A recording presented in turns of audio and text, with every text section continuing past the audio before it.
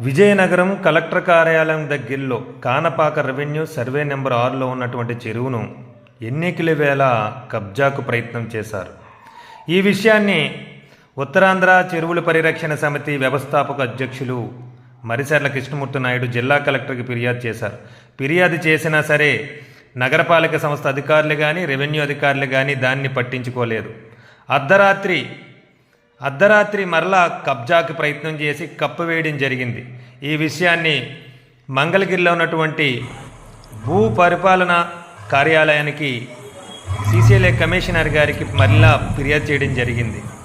ఈ చెరువు కబ్జాలో నగరపాలక సంస్థ రెవెన్యూ అధికారులకు వాటాలు ఉన్నాయనే ప్రజలు అనుకుంటున్నారు. ఈ విషయంపై దర్యాప్తు చేపట్టి అధికారులపై కూడా చర్య తీసుకోవాలని పలువురు కోరుతున్నారు. ఉత్తరాంధ్ర చెరువుల పరిరక్షణ సమితి ఉత్తరాంధ్ర వ్యాప్తంగా ఉన్నటువంటి చెరువుల పరిరక్షణ